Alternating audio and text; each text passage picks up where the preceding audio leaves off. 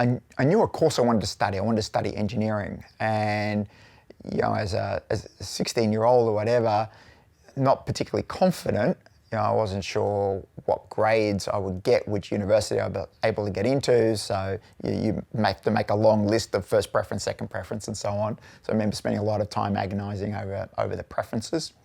I did well, so I got into my first preference, which was Melbourne Uni. And then the next choice then was where was I going to live? And so, because I was living in the country, I did live in a residential college at the university. Then it was a matter of just finding a residential college that would work. So they were kind of the main decisions about going. And college gives you a sort of a community, so you arrive in, come back to Melbourne, there's a whole bunch of people in the college, kind of your friends. So you've got a ready-made community, that's nice. And then made other friends through the university course that I was studying. I didn't know what would happen afterwards. Okay, so I knew that I wanted to study engineering, and I enjoyed most of the engineering course.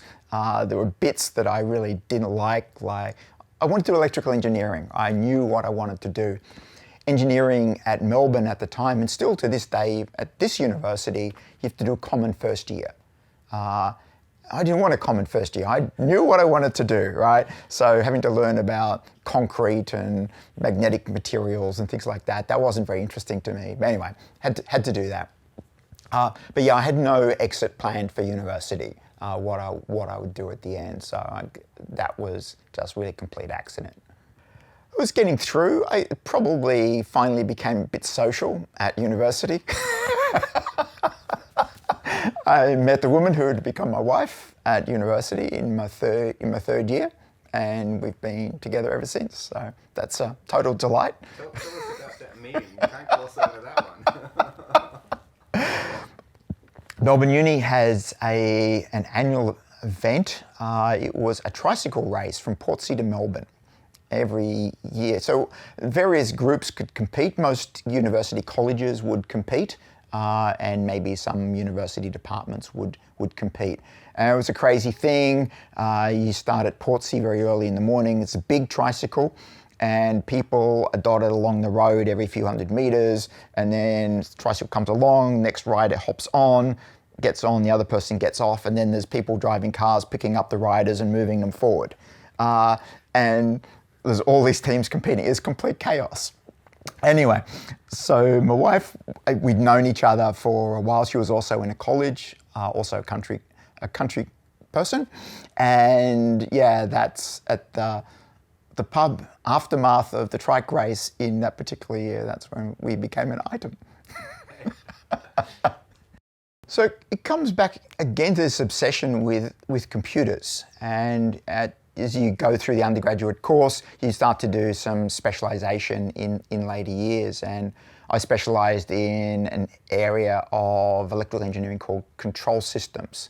And that's always interested me. That's if you've got a machine or some system and you want its output to be X, right? Then what inputs do you give to that system in order to make that happen?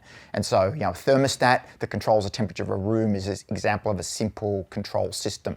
Speed governor on a steam engine is an example of a control system. So there's a whole body of quite advanced theory, but it's a very useful thing. And oftentimes the control system is a computer program. So the computer program is monitoring the system and saying, okay, its output is this, I want the output to be something else. What do I feed into the system, the control inputs to the system to make that happen? And so, it's got computing in it.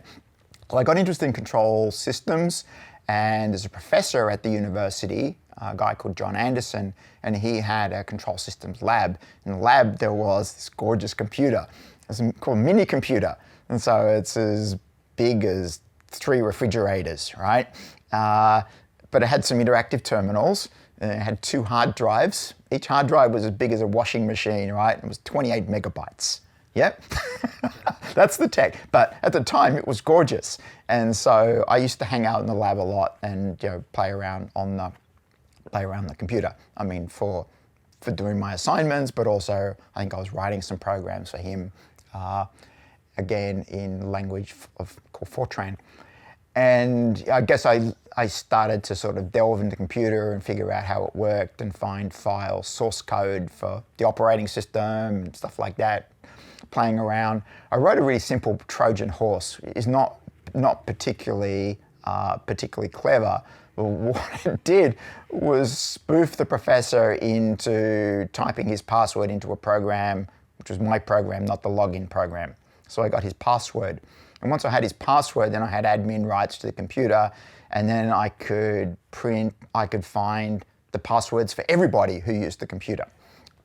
So I was a bit cheeky. So anyway, I printed out the list of everybody's passwords. So the security on the system was completely rubbish. So it was not a particularly difficult trick to do.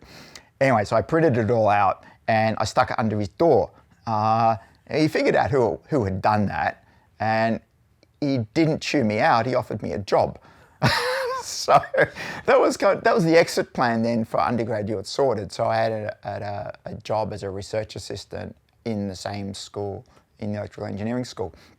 And so first year was complete bliss, because then I was paid then just to do stuff with computers. And so I was writing all sorts of programs, and you got this really funky graphics display, big 3D graphics display. Again, as big as a washing machine, right? But you could do this really amazing graphics. So I spent a lot of time playing with that, writing code applications for that to support the professor's research program, research grants.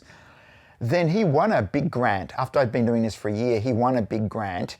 And what academics often do when they get a big grant is they buy themselves out of teaching, right? So it meant he didn't have to do his teaching anymore, so he paid me to do his teaching.